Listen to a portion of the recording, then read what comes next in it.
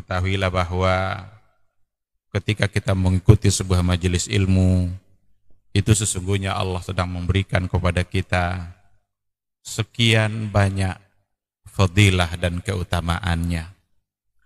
Karena sungguh sangat mulia orang-orang yang berada di majelis ilmu. Orang-orang yang berada di majelis ilmu adalah orang-orang yang akan dimudahkan baginya jalan menuju surga Allah.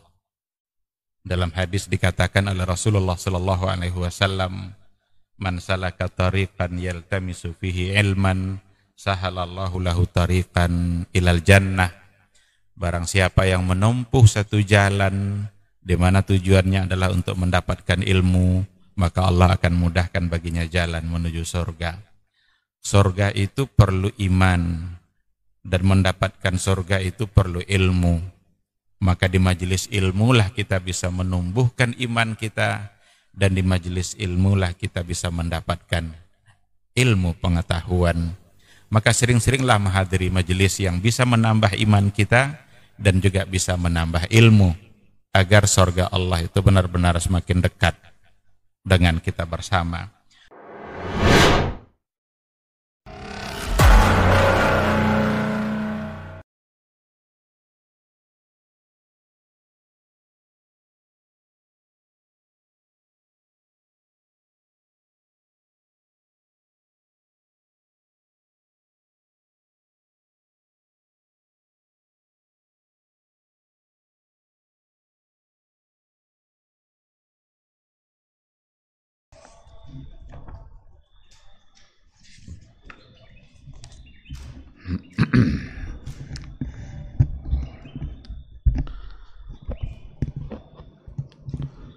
Bismillahirrahmanirrahim. Assalamualaikum warahmatullahi wabarakatuh.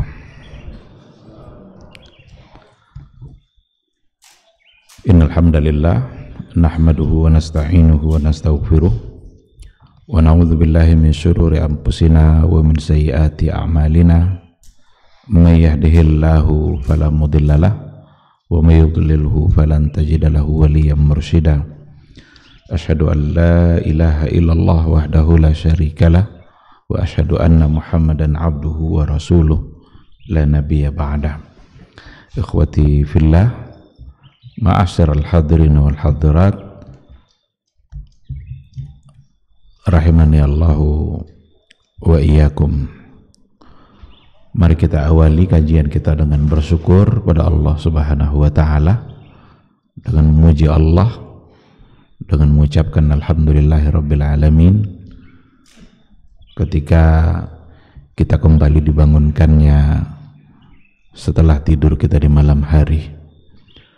Mudah-mudahan bangunnya kita bisa kita gunakan untuk memperbanyak zikir, untuk memperbanyak amal saleh, untuk memperbanyak kebaikan-kebaikan yang mudah-mudahan catatannya semakin bertambah, semakin panjang, dan timbangannya semakin berat di yaumul mahsyar kelak. Karena kalau seandainya waktu tidak kita gunakan untuk hal-hal yang baik, kita khawatir justru waktu itu akan mendatangkan hal-hal yang tidak baik, dan itu semua pasti akan merugikan kita di akhirat kelak. Oleh karena itu bersyukurlah kepada Allah setiap kali ada kesempatan kebaikan yang diberikannya, karena itu semua tidak akan bisa terlaksana kecuali hanya atas izin dari Allah Azza wa Jalla. Ikhwati fillah, sama-sama kita untuk berselawat dan salam kepada Rasulullah sallallahu alaihi wasallam. Allahumma salli ala Muhammad wa ala ali Muhammad. Mudah-mudahan kita tidak berpura-pura dalam mencintai beliau. Mudah-mudahan kita benar-benar mencintainya dengan jujur, datang dari hati yang paling dalam. Cinta tidak hanya sekedar ucapan bibir, tidak hanya sekedar lipstik, tapi harus dibuktikan dalam kehidupan keseharian kita. Apapun yang disukai oleh Rasul kita, maka kita harus ikut menyukainya. Apapun yang dibenci oleh beliau, maka kita harus pula ikut membencinya. Itulah bukti dari cinta yang benar. Oleh karena itu kita berharap mudah-mudahan kita semua adalah orang-orang yang selalu mampu untuk menghidupkan sunnah-sunnah Rasulullah SAW dan menjadi orang-orang yang mampu untuk selalu jauh dari apa saja yang dilarang oleh Rasulullah SAW. Mudah-mudahan di akhirat kelak kita bisa mendapatkan syafaatnya, kita bisa mendapatkan minuman dari Rasulullah SAW secara langsung. Karena dalam sebuah hadis dikatakan bahwa Rasul itu nanti menunggu-nunggu umatnya di padang mahsyar. Ana faratukum fil haud. Saya akan tunggu kalian nanti di telaga. Ada telaga Rasulullah SAW. Dan siapa saja di antara umatnya yang datang mendekati, maka Rasul akan memberikannya minum. Dituangkan langsung oleh Rasul, lalu diminum oleh umatnya. Faman syariba minhu lam yazma abadan. Siapa yang sudah meminumnya, maka dia tidak akan haus lagi. Ini satu bentuk kemuliaan ketika kita mengikuti Rasulullah SAW. Oleh karena itu, sekali lagi mudah-mudahan kita memiliki kesadaran penuh untuk mengikuti sosok figur yang diutus oleh Allah Subhanahu wa ta'ala itu. Ikhwati fillah, ma'asyiral hadirin wal hadirat rahimani Allah wa iyyakum. Kembali pada pagi yang penuh berkah ini kita akan melanjutkan kajian akidah kita melalui buku Syarah Al-Usul Ats-Tsalatsah. Yang terakhir yang sudah kita bahas adalah 3 poin yang menjadi asas berdirinya Islam. Kita sudah masuk pada al-aslus tsani, ma'rifatu dinil islami bil adillah.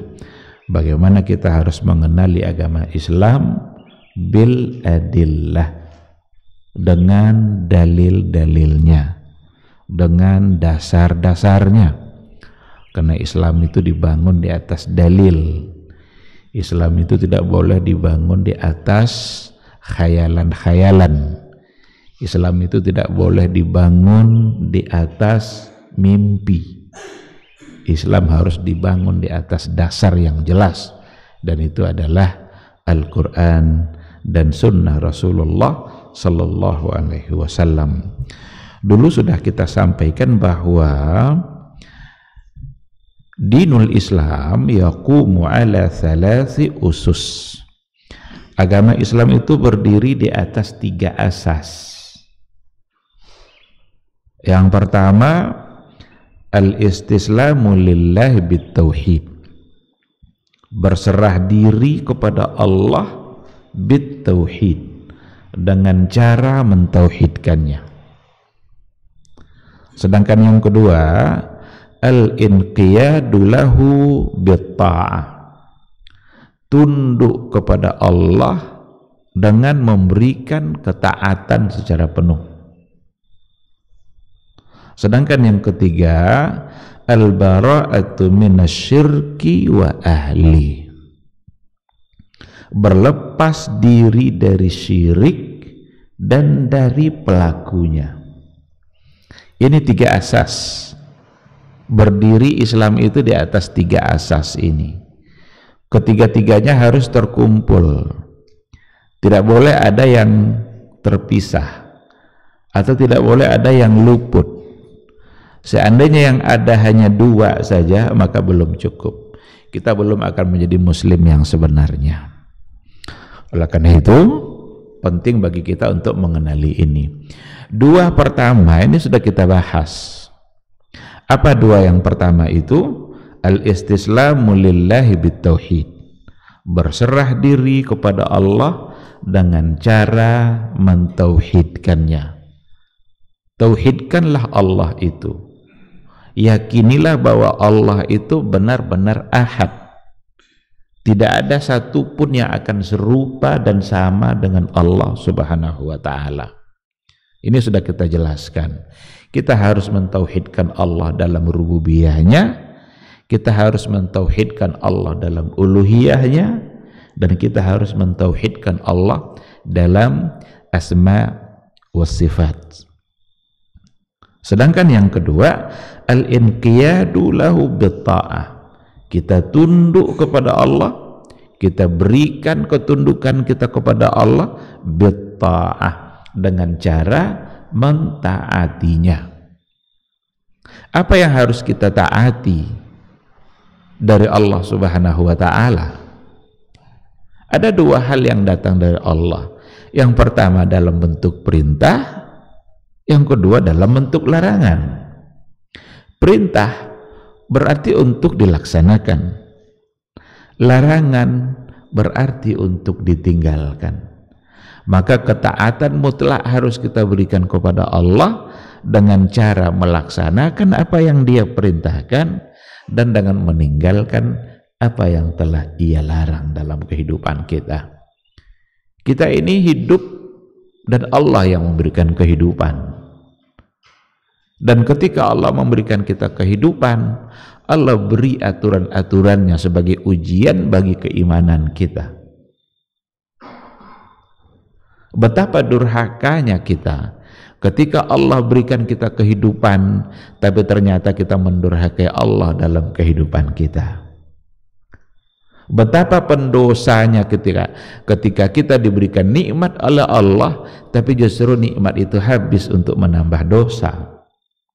Dia yang memberikan kita nikmat itu, Dia yang memberikan kebaikan-kebaikan dalam kehidupan kita, tapi nikmat yang diberikannya digunakan oleh sebagian orang yang mudah-mudahan kita tidak masuk ke dalam yang sebahagian itu, digunakannya untuk menjauhkan dirinya dari yang memberikan nikmat itu. Padahal ketika nikmat digunakan untuk kebaikan, berarti kita mensyukurinya. Dan ketika kita mensyukuri nikmat itu, maka Allah akan menambah nikmat-nikmat yang lain. Oleh karena itu, cara untuk menambah nikmat Allah dalam kehidupan kita, syukur. Cara untuk agar nikmat itu selalu bertambah, taat kepada Allah. Karena bertambahnya nikmat itu semua kita menginginkan. Siapa yang tidak ingin bertambah rezeki dalam kehidupan dia? Cuma kadang caranya kita yang salah. Kita andalkan cara menambah nikmat itu dengan cara yang sesuai dengan logika kita. Kadang-kadang gara-gara ingin bertambah nikmat, menipu orang agar nikmatnya besar,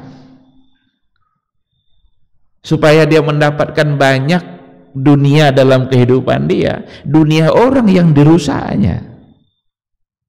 Ini satu kesalahan besar.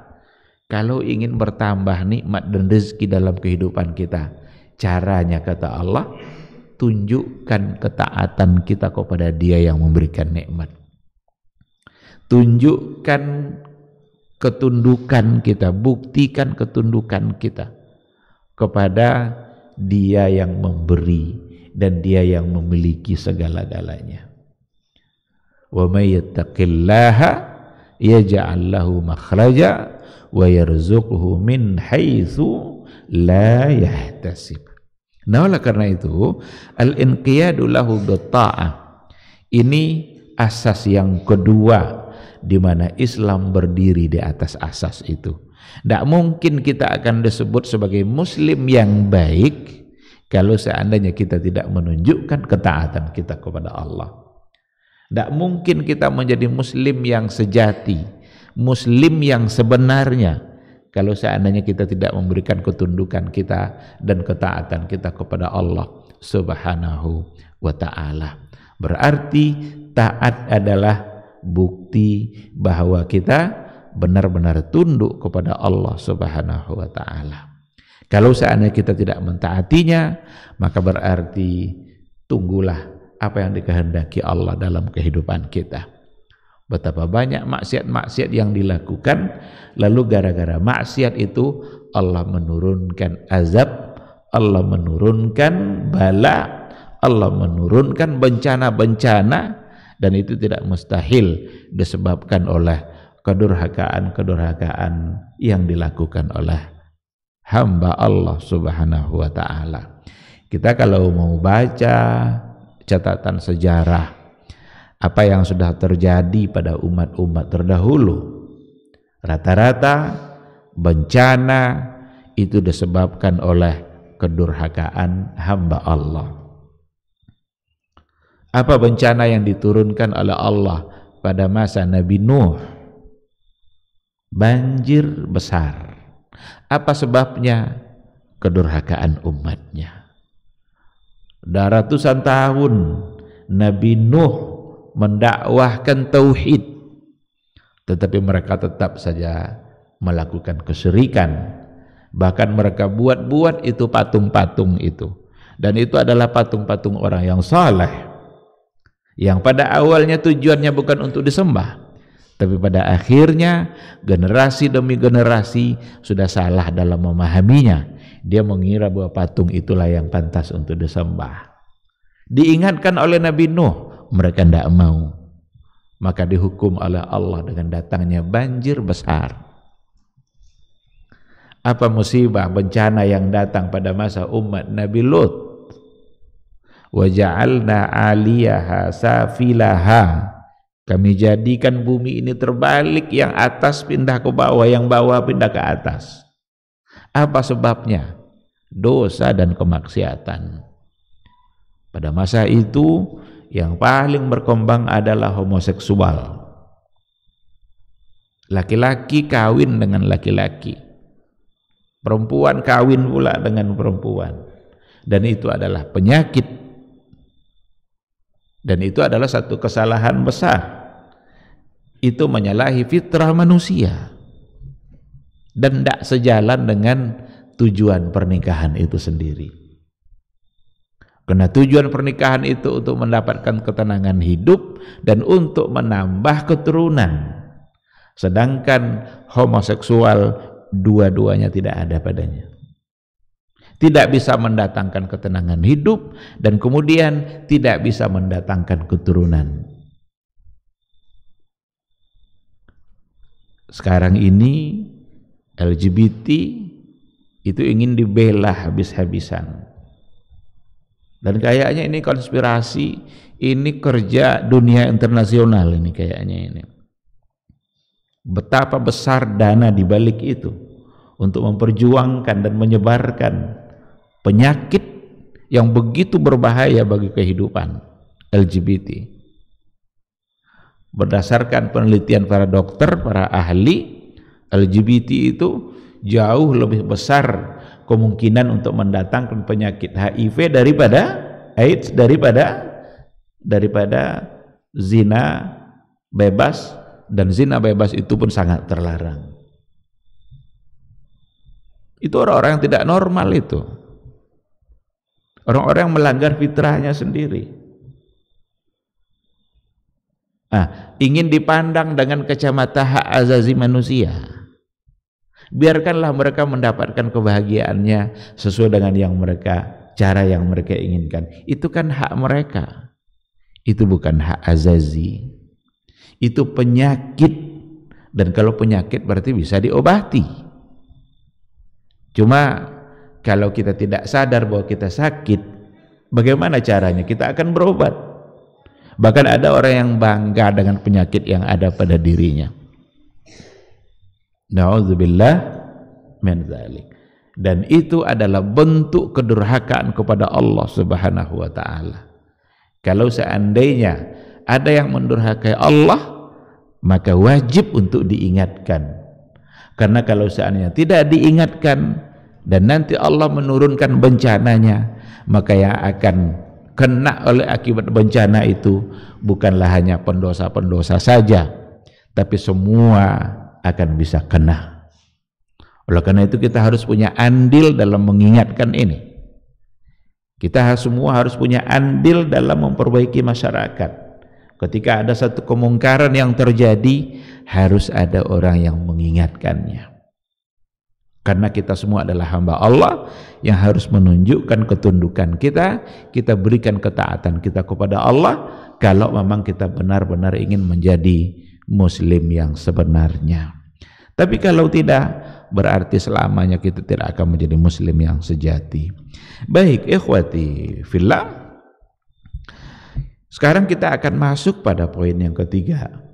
1 sama 2 itu sudah selesai. Sekarang masuk kita pada asas yang ketiga. Islam itu berdiri pada asas yang ketiga ini juga, yaitu al-bara'atu minasyirki wa ahli. Kita harus berlepas diri dari syirik, dari perbuatan-perbuatan yang di dalamnya ada kesyirikan, dan juga harus berlepas diri dari mereka yang sebagai pelaku syirik. Dikatakan bahwa wal bara'atu minasyirki wa ahlihi ahadu ruknait tauhid, bahwa berlepas diri dari perbuatan syirik itu adalah salah satu dari 2 rukun tauhid. Jadi tauhid itu ada 2 rukunnya. 2 rukun ini adalah an-nafyu wal itsbat. Ada yang kita nafikan, lalu ada yang kita isbatkan. Itu rukun dari tauhid.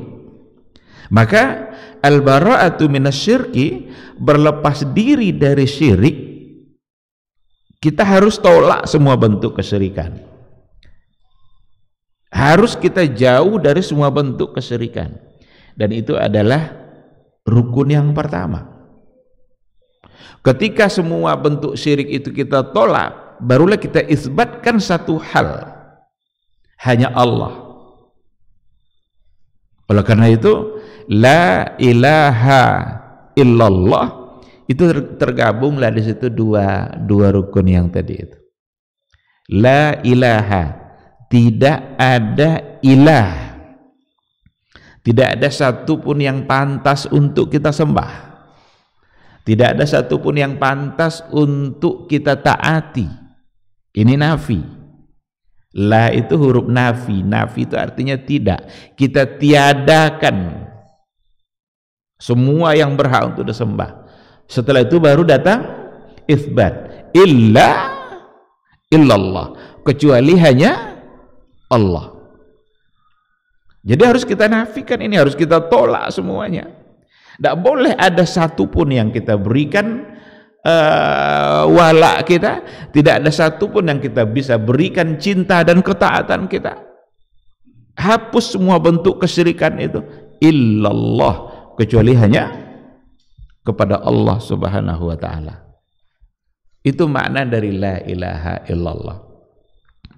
Jangan disalahpahami, karena gampang kali terjadinya kekeliruan-kekeliruan di dalam memahami, dan gampang pula diterima oleh mereka-mereka yang tidak punya dasar pengetahuan Islam. Jadi gampang diselewengkan, gampang pula diterima oleh sebagian orang yang memang dia tidak punya dasar pengetahuan, atau mungkin barangkali dia sudah terlalu kagum dengan seseorang lalu menerima semua yang datang dari orang itu. Bahkan ada pula yang sempat beredar itu di antara bentuk kesalahan dalam memaknai la ilaha illallah. Tidak ada ilah selain Allah, tidak ada Tuhan selain Allah. Berarti semua Tuhan adalah Allah. Sehingga kata dia, siapapun dan menyembah apa saja sebagai Tuhan, berarti itu adalah Allah. Ini penyimpangan luar biasa ini. Ini kalau disadari bisa kufur ini. Karena nggak ada yang disembah kecuali Allah. Sekarang ada orang nyembah patung, berarti patung itu adalah Allah. Gitu maknanya. Salah besar. Dan beredar itu. Ada yang percaya dengan penjelasan seperti itu. Ketika ada orang menyembah jin umpamanya, sekarang ketika dikatakan la ilaha illallah, tidak ada sesembahan kecuali Allah, berarti semua yang disembah adalah Allah.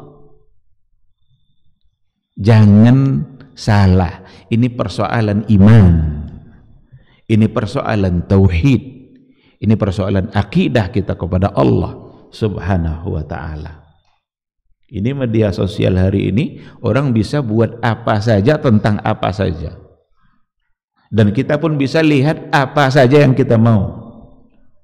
Oleh karena itu kita harus punya dasar, kita harus punya dasar yang kokoh, khususnya dalam persoalan tauhid.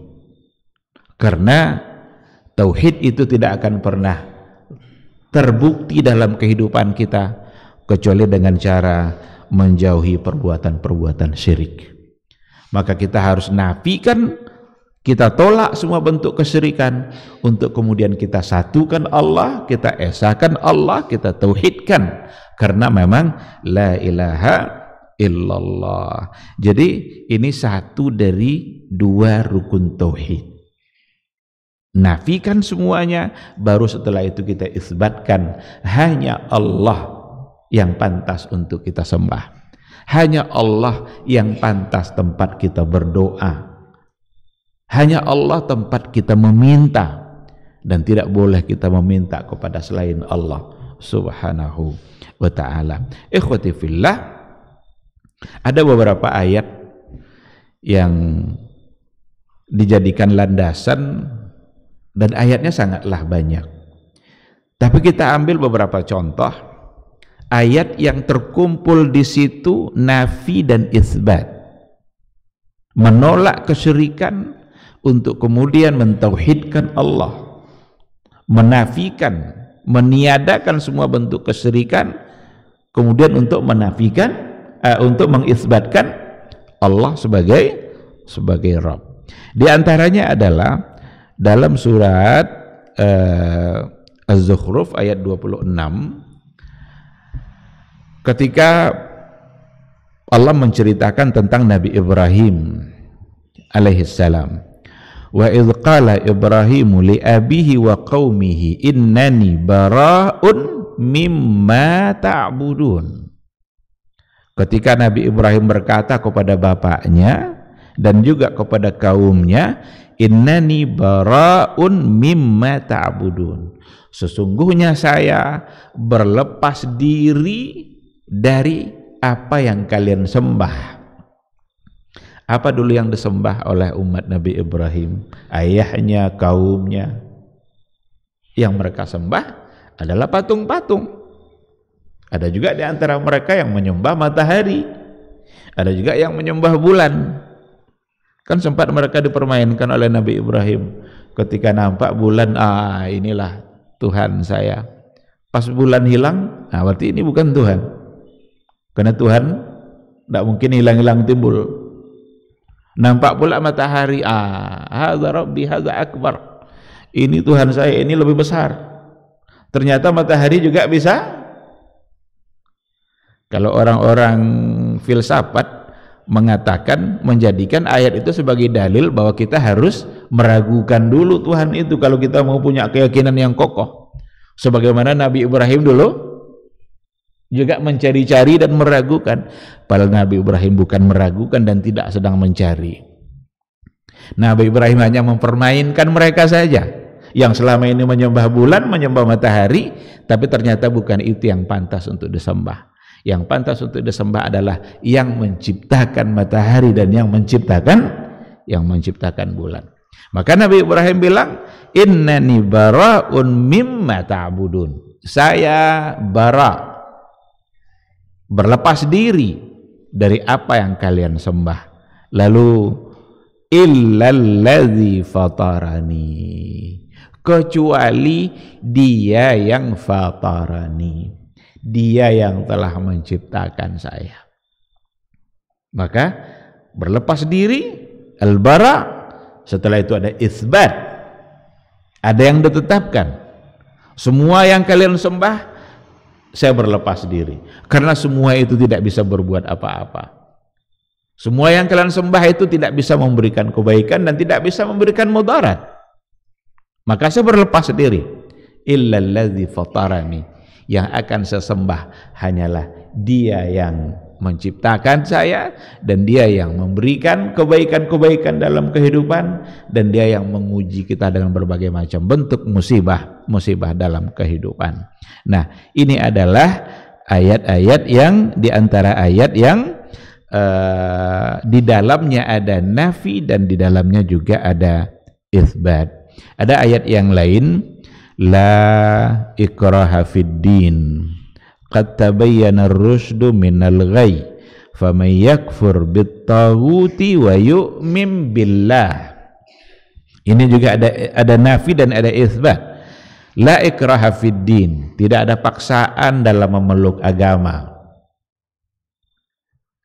Tidak ada paksaan dalam memeluk agama. Kita tidak boleh memaksa orang lain untuk masuk Islam. Sebagaimana orang Nasrani nggak boleh memaksa kita untuk masuk ke dalam agamanya. La ikraha fid din. Pilihlah yang mana kalian mau. Karena yang jelas, yang hak dan yang batil itu sudah jelas. Kalau kalian pilih yang batil, siap-siaplah menanggung akibatnya. Kalau kalian memilih yang al-haq, yang benar, ar-rusydu, insya Allah akan mendapatkan balasannya dari Allah Subhanahu wa ta'ala. Jangan pula disalahpahami ayat ini. Kalau ada orang yang tidak sholat, lalu kita ingatkan, ayo sholat. Kadang-kadang beralasankan pula kepada ayat ini, la ikraha fid din. Jangan atau tidak ada paksaan dalam agama. Ini salah dalam memahami. Ketika kita sudah masuk ke dalam Islam, berarti kita dipaksa untuk tunduk dengan apa yang ada dalam aturan Islam itu. Masuk Islamnya tidak dipaksa. Kamu tidak mau Islam, ya udah, tidak usah Islam. Tapi kalau sudah masuk Islam, maka akan dipaksa untuk mentaati hukum-hukum Islam. Maka kalau pencuri dipotong tangannya sama Rasul. Itu bukti bahwa dipaksa untuk taat. Kalau ada orang berbuat salah, ada hukumannya oleh Nabi, itu bukti bahwa dipaksa. Jadi kalau kita sudah masuk ke dalam satu agama, maka kita harus menunjukkan ketundukan kita. Dan ini tidak bertentangan ayat la ikraha fid din dengan keharusan kita untuk tunduk kepada Allah dan keharusan kita untuk berlepas diri dari perbuatan syirik. Sama umpamanya kalau kita mau buatkan analogi, tidak ada paksaan untuk masuk ke sebuah universitas. Umpama ada UIN, ada UNDRI, ada UMRI, nggak ada paksaan untuk masuk ke kampus itu. Tapi kalau sudah masuk, apa kita bebas untuk berbuat semau kita? Nah, kalau kita sudah masuk kepada satu bentuk institusi, maka kita harus ikut aturan-aturan yang ada di dalamnya. La ikraha fid din. Tidak ada paksaan masuk agama. Tapi kalau seandainya kita sudah memilih Islam, maka kita dipaksa untuk taat kepada Allah. Lalu qad tabayyana ar-rusydu minal ghayy. Kenapa tidak ada paksaan? Karena sungguh telah nyata mana yang rusdu, mana yang ghayy, mana yang hak, mana yang batil, mana yang baik, mana yang buruk. Kalau kamu pilih juga yang buruk itu selain Islam, silakan.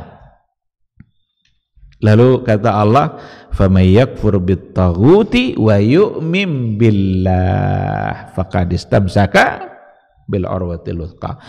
Faman yakfur bit-taghut, siapa yang kafir, menolak, menentang taghut, wa yu'min billah, dan beriman kepada Allah. Ini yang pertama adalah nafi, yang kedua adalah itsbat. Siapa yang kufur kepada taghut? Taghut itu semua yang bisa menjauhkan kita dari Allah Subhanahu wa taala. Itu bisa masuk dalam kategori taghut. Semua kalau menjauhkan kita dari Allah, maka dia telah menjadi taghut dan kita telah menyembahnya.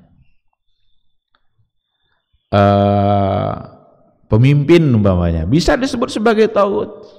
Kalau seandainya dia menjauhkan kita dari Allah. Salat wajib, dia bilang salat tidak wajib umpamanya. Jangan kalian salat. Kalau kalian salat ada hukumannya, berarti dia taghut. Puasa itu wajib. Sekarang dijauhkan kita dari puasa, berarti itu taghut. Sesuatu yang kita sembah yang bisa menjauhkan kita dari Allah. Ada orang yang dijauhkan, jauh dia dari Allah karena jabatannya. Jabatan yang dia punya membuat dia semakin jauh dari Allah. Berarti jabatan itu telah menjadi taghut bagi dia. Faman yakfur bit-taghut wa yu'min billah. Kemudian dia beriman kepada Allah Subhanahu wa ta'ala. Hadza huwal itsbat. Ini adalah itsbat. Jadi ikhwati fillah, pada poin yang ketiga ini al-bara'u minasyirki wa ahli, kita mesti berlepas diri dari semua bentuk perbuatan syirik, dan itu menjadi satu kewajiban. Kalau seandainya tidak, berarti kita tidak akan pernah menjadi muslim yang sebenarnya. Oleh karena itu dikatakan di sini, faman kana yusalli wa yasumu wa yahujju wa yatasaddaq walakin yuqirru syirqa wa yusahih mu'taqidal musyrikin falaysa bimuslim. Barang siapa yang sholat dan dia puasa, dia haji, dia bersedekah, walakin yuqirru syirka, tapi dia tetap mengakui kesyirikan, wa yusahihu mu'taqadal musyrikin, dan dia membenarkan keyakinan-keyakinan kaum musyrikin, diakuinya, dibenarkannya, falaisa bimuslim, maka dia sebenarnya bukanlah seorang muslim yang sesungguhnya. Walaupun dia sholat, tapi dibenarkannya kesyirikan. Inilah bahayanya syirik itu. Coba sholat kita, puasa kita, tapi tidak mau kita mengatakan bahwa syirik itu salah. Nggak mau kita menolak perbuatan syirik itu. Falaisa bimuslim, dia bukanlah muslim yang sebenarnya. Karena ada sisi yang kurang, ada asas yang kurang dalam keislamannya. Apa asas yang kurang di situ? Al-bara'u minasyirki, berlepas diri dari perbuatan syirik. Oleh karena itulah ada sahabat bertanya kepada Rasulullah sallallahu alaihi wasallam, pertanyaannya, ya Rasulullah, man as'adun nasi bi syafa'atika yaumil qiyamah? Siapa orang yang paling berbahagia nanti di padang mahsyar itu dengan mendapatkan syafaatmu? Siapa? Ini pertanyaan sahabat. Apa jawaban Nabi? Man qala la ilaha illallah khalisan liwajhi.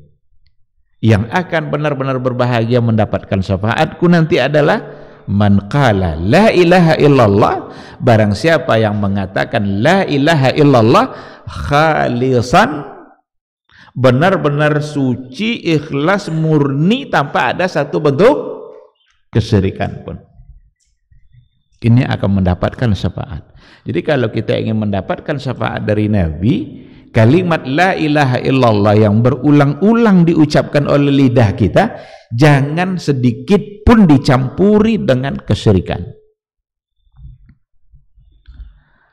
Alladzina amanu wa lam yalbisu imanahum bidzulmin ulaika lahumul amnu wa hum muhtadun. Orang-orang yang beriman, walam yalbisu imanahum bidzulmin, dan mereka tidak mencampuri imannya itu sedikit pun bidzulmin. Bidzulmin di sini artinya bisyirkin, dengan syirik. Murni imannya, enggak ada sedikit pun campur syiriknya. Ulaika lahumul amnu, itulah orang-orang yang akan aman, nyaman, tenang di akhirat kelak. Wahum muhtadun, dan mereka adalah orang-orang yang mendapatkan petunjuk. Jadi bahaya syirik itu. Jangan terpengaruh oleh pendangkalan makna syirik pada hari ini. Ini perlu kita ulang-ulang, perlu kita sampaikan terus, perlu kita ingatkan. Karena ini berbahaya bagi akhirat kita. Maka kita perlu tahu apa itu syirik. Dan seperti apa bentuknya kesyirikan itu. Syirik itu para ulama membagi-bagi juga, ada yang syirkun akbar, ada yang syirkun asghar. Kalau syirik akbar itu yang benar-benar menyembah selain Allah atau meminta kepada selain Allah. Apa contoh meminta kepada selain Allah? Menyembah selain Allah atau meminta kepada selain Allah? Ada orang meminta-minta kepada makhluk lain. Untuk memahami rumusnya mudah sebenarnya. Kita minta kepada benda mati atau benda hidup yang gaib, di mana mereka tidak bisa mengabulkan, dan hanya Allah yang bisa mengabulkan permintaan kita itu. Ada orang yang meminta-minta kepada kuburan, ada orang yang meminta-minta kepada jin, orang minta keselamatan kepada makhluk lain, meminta keselamatan kepada tangkal-tangkal dan jimat,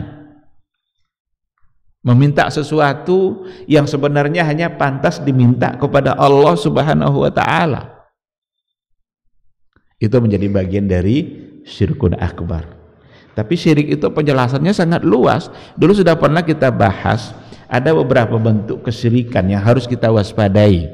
Bahkan ada di antaranya yang diistilahkan dengan ada yang syirkut ta'ah, ada yang syirkul mahabbah. Syirik yang disebabkan oleh kecintaan. Syirik yang disebabkan oleh cinta.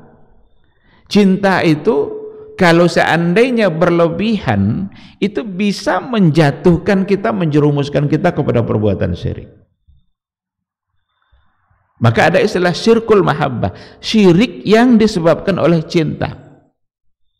Maka cinta itu tidak boleh lebih dari yang seharusnya.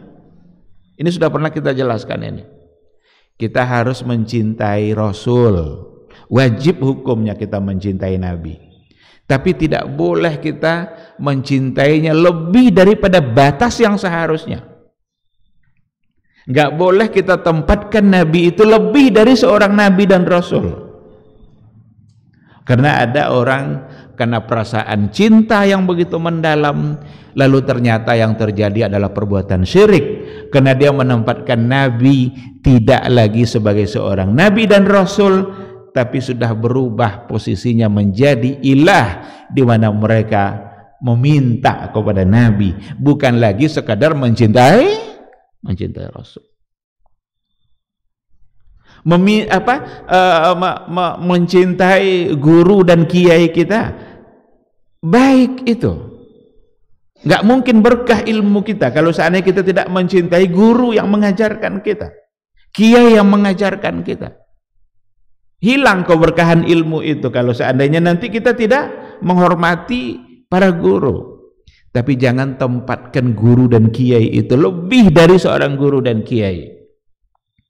Karena ada orang yang melebih-lebihkannya, mencintainya lebih dari yang seharusnya. Datang dia ke kuburan-kuburan para wali, apalagi nanti ada wali-wali yang dikeramatkan, tidak hanya sekedar berziarah, tapi mereka sudah salah guna dalam perbuatan ziarahnya, di mana mereka sudah menempatkan para wali itu sebagai tempat meminta, atau setidaknya tempat di mana bertawassul dan meminta disampaikan doanya kepada Allah Subhanahu wa ta'ala. Tawassul seperti itu tawassul yang salah, tawassul yang tidak benar, karena dia yang sudah meninggal itu tidak akan mungkin lagi menyampaikan doa kita kepada Allah Subhanahu wa ta'ala. Udah meninggal kok, jangan udah hancur badannya. Dia sudah berada pada alam yang berbeda, Alamnya namanya alam barzakh. Nanti ketika dibangkitkan baru dia akan dihidupkan kembali oleh Allah. Ini harus kita yakini. Jadi hormatilah, muliakanlah, cintailah, tapi tidak boleh lebih dari yang seharusnya. Jangan sampai cinta kita kepada kiai kita justru merusak iman kita sendiri.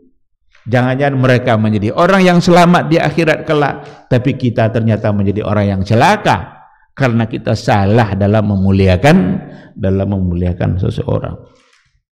Oleh karena itu ikhwati fillah, al-bara'u minasyirki wa ahli. Harus kita tinggalkan semua bentuk kesyirikan. Ada ayat-ayat yang menyindir, atau bukan lagi menyindir, tapi sudah menyatakan secara terang-terangan akan kesalahan perbuatan seperti yang tadi itu. Meminta kepada selain Allah seperti patung-patung dan kuburan-kuburan, itu ada ayat yang bercerita tentang itu. Karena dulu menjadi kebiasaan orang-orang, umat-umat yang salah dulu yang dibenarkan oleh Nabi, yang Nabi datang untuk mengoreksi dan menunjukkan kebenaran. Apa di antara ayatnya? Ada dalam surat Fatir dikatakan, in tad'uuhum la yasma'u du'aakum. Jika kalian berdoa meminta kepada mereka, la yasma'u du'aakum, mereka tidak akan bisa mendengar doa kalian. Sekarang ada orang yang meminta-minta kepada kuburan keramat. Orangnya sudah mati, sudah lama, tapi karena dikeramatkan datang ke sana meminta-minta. La yasma'u du'aakum. Mereka tidak akan bisa mendengar doa kalian. Walau sami'u. Nah, bahkan meskipun mereka, seandainya pun mereka bisa mendengar, mastajabu lakum, mereka tidak akan bisa mengabulkan apa yang kalian minta. Kan terang kali ayat ini nih. Walau sami'u, seandainya lah mereka itu mendengar, mastajabu lakum, mereka tidak akan bisa mengabulkannya. Wa yaumal qiyamati yakfuruna bisyirkikum, dan pada hari kiamat nanti mereka akan menolak, kufur dengan syirik yang telah kalian lakukan. Bahkan disebut langsung bahwa perbuatan itu adalah perbuatan yang syirik. Karena meminta itu hanya kepada Allah. Allah yang memberikan apa yang kita inginkan itu. Allah yang mengabulkan doa-doa kita. Oleh karena itu, kalau seandainya kita ingin sukses dalam usaha, minta sama Allah. Berikan, tunjukkan ketaatan kita kepada Allah. Awali hari kita dengan subuh di masjid, lalu kemudian berzikir, baca doa, zikir pagi, sore, meminta setelah itu kepada Allah, dan serahkan segala-galanya setelah itu kepada apa yang telah ditetapkan oleh Allah Subhanahu wa ta'ala. Tapi kalau seandainya kita andalkan kesuksesan hidup kita dengan kemampuan yang kita miliki, oh saya ini kan ahli ekonomi ini, saya akan buka usaha, saya akan terapkan teori-teori ekonomi yang telah saya pelajari selama ini. Tapi subuh-subuh tidak sholat dia, atau tidak mau dia berdoa meminta kepada Allah, hilang semua teori itu, tidak ada gunanya. Karena semuanya ditetapkan dan ditentukan oleh Allah Subhanahu wa ta'ala. Ada ayat yang satu lagi, surah Al-Ahqaf ayat 5, kata Allah, wa man adallu mimman yad'u min dunillahi man la yastajibu lahu ila yaumil qiyamah. Siapa lagi yang lebih sesat? Ini Allah yang mengatakan sesat nih, bukan kita yang menyesat-nyesatkan orang. Karena banyak orang hari ini kalau kita katakan jangan meminta kepada kuburan itu perbuatan sesat, dikiranya kita yang menyesatkan. Enggak, Allah yang bilang. Apa kata Allah? Wa man adallu mimman yad'u min dunillahi man la yastajibu lahu ila yaumil qiyamah.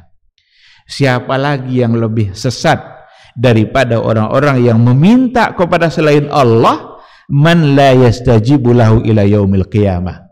Di mana yang tempat dia meminta itu la yastajibu lahu ila yaumil qiyamah, enggak akan pernah bisa mengabulkan permintaannya sampai hari kiamat.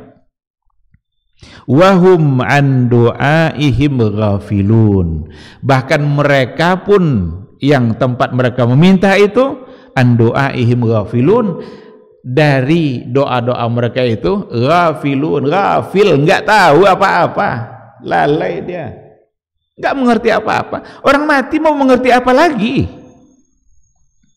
Patung-patung tuh mau mengerti apa? Enggak bisa. La yasma' la yabsur, enggak bisa mendengar, enggak bisa melihat. La yadurru wa la yanfa', enggak bisa memberikan mudarat, enggak bisa memberikan manfaat. La yastajibu lahu ila yaumil qiyamah. Ini Allah yang bilang, enggak akan pernah bisa mengabulkannya sampai hari kiamat. Nah, jadi sekali lagi ini penting untuk kita ingatkan agar iman kita tidak rusak, agar tauhid kita tidak rusak, agar tidak mudah kita didangkalkan oleh pemahaman-pemahaman yang salah. Karena banyak hari ini orang yang tidak mau mengakui bahwa yang syirik itu adalah syirik, gak mau mengakui yang syirik itu adalah salah. Bahkan ada perbuatan-perbuatan syirik yang menjadi tradisi-tradisi yang dianggap nanti sebagai kearifan lokal, padahal itu semua bisa merusak iman kita. Nggak ada artinya kearifan lokal kalau itu hanya akan mempersulit akhirat dan mahsyar. Yang harus kita lakukan adalah tauhidkan Allah, murnikan tauhid kita, dan berlepas dari semua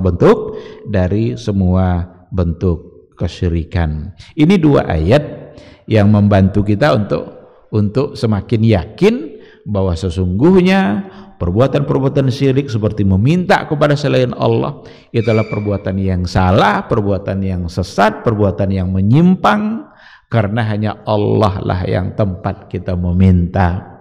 La ilaha illallah, hanya Allah tempat kita yang pantas kita sembah, dan hanya Allah yang pantas tempat kita meminta. Ikhwati fillah, ma'asyiral hadirin wal hadirat rahimani Allahu wa iyyakum. Itulah yang diajarkan dulu oleh Rasulullah sallallahu alaihi wasallam, dan itulah yang harus kita taati. Siapapun dan agama manapun, sesungguhnya ketika Rasul datang membawa Al-Quranul Karim, maka yang paling pantas untuk mereka jadikan pedoman dalam hidupnya hanyalah Al-Quran, hanyalah apa yang dibawa oleh Rasulullah sallallahu alaihi wasallam. Saya ingin akhiri dengan sebuah hadis.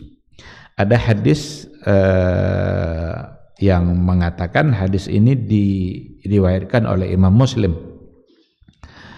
Anna Nabiyya sallallahu alaihi wasallam qaal, "Wallazi nafsu Muhammadin biyadihi." Demi jiwa Muhammad yang ada di genggamannya. La yasma'u bi ahadun min hadhil ummah wala yahudiyyun wala nasraniyyun wa mata wa lam yu'min billazi ursiltu bihi illa kana min ashabin nar. Apa kata Rasul? Tidaklah ada seseorang yang mendengarkan apa yang saya bawa. La yasma'u bi ahadun min hadhil ummah. Jadi siapapun umat ini yang tidak mau mendengar apa yang saya bawa, jadi disampaikan oleh Nabi, tidak mau dia mendengarnya, tidak mau dia menerimanya. Wala yahudiyyun wala nasraniyun, dan juga bukan dari kalangan Yahudi dan dari kalangan Nasrani. Wa mata, lalu ia mati, walam yu'min billazi ursiltu bihi, lalu ia tidak beriman dengan apa yang saya sampaikan, dengan risalah yang saya bawa, illa kana min ashabin nar, kecuali dia pasti akan menjadi penghuni neraka. Hadisnya riwayat Imam Muslim. Apa arti la yasma'u bi? Di sini dikatakan yakni bibi'sati birisalati. Ketika dikatakan mereka enggak mendengar saya, berarti tidak mau menerima apa yang saya bawa, risalah yang saya bawa. Saya di sini adalah Rasul. Walam yu'min billazi ursiltu bi. Lalu dia tidak mau meyakininya. Maka illa kana min ashabin nar. Kecuali mereka adalah penghuni neraka. Ini hadis Rasul. Dan neraka Allah itu panas. Gak akan sanggup kita untuk menahannya. Diletakkan bara api di telapak kaki, yang mendidih adalah otak. Siapa yang bisa menahan itu? Dan itu gambaran dari dahsyatnya nerakanya Allah Subhanahu wa ta'ala. Nah, sekarang datang pula orang-orang liberal memberikan satu bentuk keyakinan yang salah, dan kita bisa mengatakan itu adalah salah. Apa kata mereka? Bahwa semua agama itu berhak untuk mendapatkan surganya Allah. Apapun agamanya, asal dia berbuat baik, maka dia berhak untuk masuk surga. Lalu bagaimana dengan hadis ini?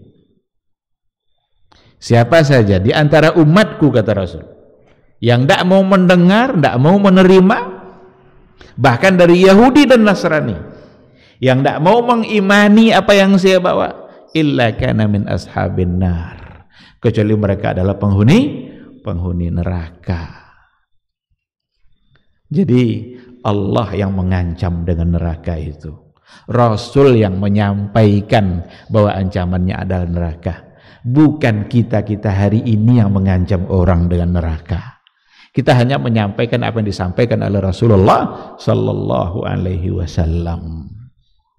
Ikhwati fillah, ini mungkin yang bisa kita bahas pada pagi hari ini. Dengan demikian kita sudah selesai menyampaikan 3 asas di mana Islam itu berdiri di atasnya. Kita berserah diri kepada Allah dengan cara mentauhidkannya, lalu kemudian kita berikan ketundukan mutlak kita hanya kepada Allah. Lalu yang ketiga, al-bara'u minasyirki, berlepas diri dari perbuatan-perbuatan syirik, karena semua bentuk kesyirikan hanya akan merusak tauhid dan itu akan bermasalah di akhirat kelak. Demikian, terima kasih, mudah-mudahan dapat kita pahami bersama. Seandainya ada pertanyaan 1 atau 2, dipersilahkan kalau ada. Fatir ayat 14.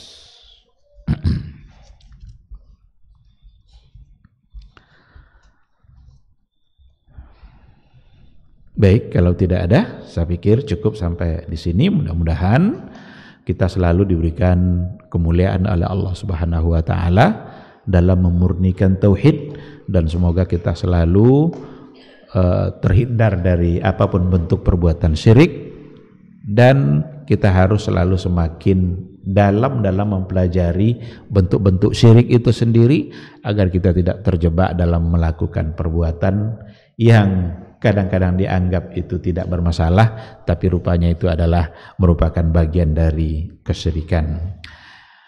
Dan dengan demikian mudah-mudahan kita tetap istiqamah dan selamat dunia dan akhirat. Amin amin ya rabbal alamin. Subhanakallahumma bihamdika asyhadu an la ilaha illa anta astaghfiruka wa atubu ilaik. Assalamualaikum warahmatullahi wabarakatuh. Majtama'a qaumun fi baitin min buyutillah yatluna kitaballah wa yatadarasunahu fima bainahum illa nazalat alaihimus sakinah wa ghasyiyatuhumur rahmah wa haffat bihimul malaikah wa dzakarahumullahu fiman indah. Tidaklah suatu kaum duduk di salah satu rumah Allah membaca ayat-ayat Allah dan sama-sama mempelajarinya, kecuali turun kepada mereka as-sakinah, ketentraman dan kenyamanan, Wa ghasyiyatuhumur rahmah, dan mereka diliputi pula oleh rahmat, kasih sayang dari Allah Subhanahu wa taala. Wa haffat bihimul malaikah, dan mereka pun dikelilingi oleh para malaikat, karena malaikat suka majlis-majlis zikir dan ilmu. Wa dzakarahumullahu fi man indah, dan Allah akan banggakan sebut-sebut mereka di kalangan malaikat-malaikat yang ada di sisinya, di masyarakat atas. Mudah-mudahan kita termasuk yang sering disebut-sebut di sisi Allah di kalangan para malaikat, dan di akhir majelis ini mudah-mudahan kita pula mendapatkan seperti yang tersebut dalam hadis qudsi, qumu maghfuran lakum, silahkan berangkat meninggalkan majelis ini dalam keadaan diampuni dosa-dosa kalian.